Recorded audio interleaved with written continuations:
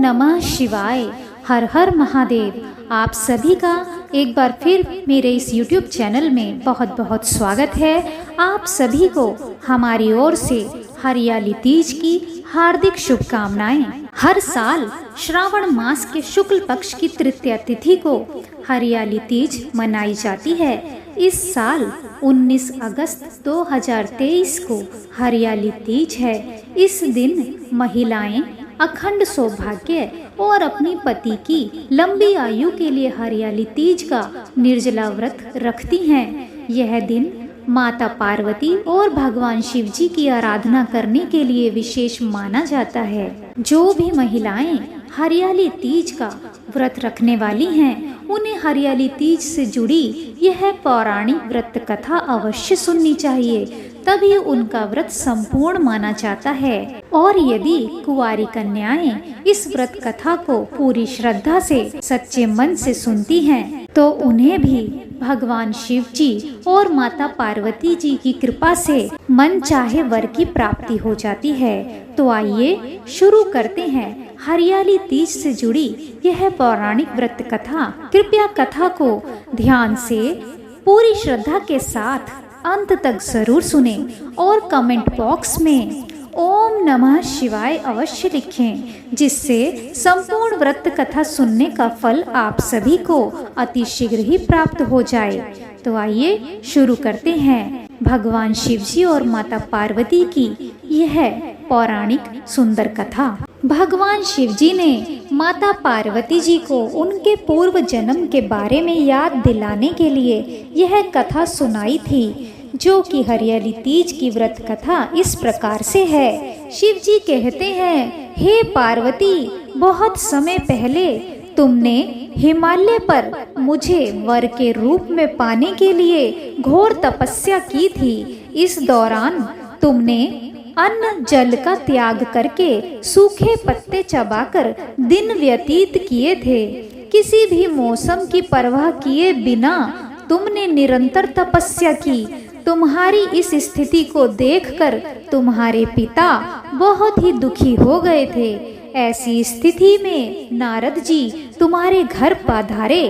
जब तुम्हारे पिता ने नारद जी से उनके आगमन का कारण पूछा, तो नारद जी बोले, हे गिरिराज, मैं भगवान विष्णु जी के भेजने पर यहाँ आया हूँ। आपकी कन्या की घोर तपस्या से प्रसन्न होकर वह उससे विवाह करना चाहते हैं। इस बारे में मैं आपकी राय जानना चाहता हूँ। नारद जी की बात सुनकर पर्वतराज अति प्रसन्नता के साथ बोले, हे नारद जी, यदि स्वयं भगवान विष्णु जी मेरी कन्या से विवाह करना चाहते हैं, तो इससे बड़ी कोई बात नहीं हो सकती। मैं इस विवाह के लिए तैयार हूँ।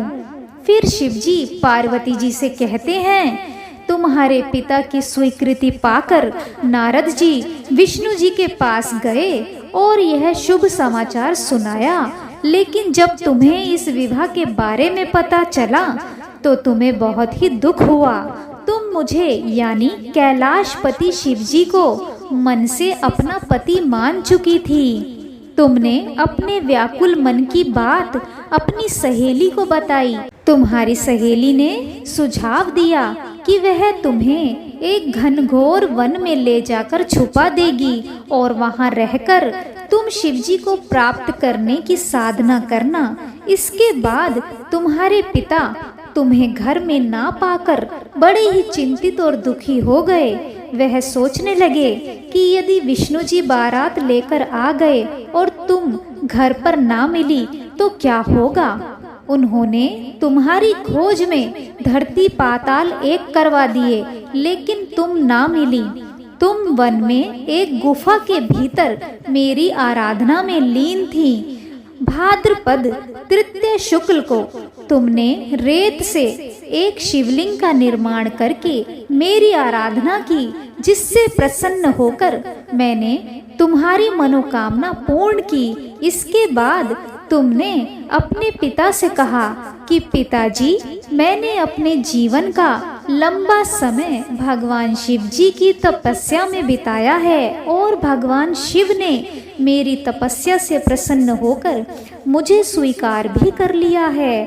अब मैं आपके साथ एक ही शर्त पर चलूंगी कि आप मेरा विवाह भगवान शिव जी के साथ ही करेंगे। पर्वतराज ने तुम्हारी इच्छा स्वीकार कर ली और तुम्हें घर वापस ले गए। कुछ समय बाद उन्होंने पूरी विधि विधान से हमारा विवाह किया। भगवान शिव जी ने इसके बाद कहा कि हे पार्वती, तृतीया को तुमने मेरी आराधना करके जो व्रत किया था उसी के परिणाम स्वरूप हम दोनों का विवाह संभव हो सका है। इस व्रत का महत्व यह है कि मैं इस व्रत को पूर्ण निष्ठा से करने वाली प्रत्येक स्त्री को मनोवांछित फल देता हूँ। भगवान शिव जी ने पार्वती जी से कहा कि इस व्रत को जो भी स्त्री पूर्ण श्रद्धा के साथ करेंगी उसे तुम्हारी तरह अचल सुहाग प्राप्त होगा। हर हर महादेव। ओम नमः शिवाय।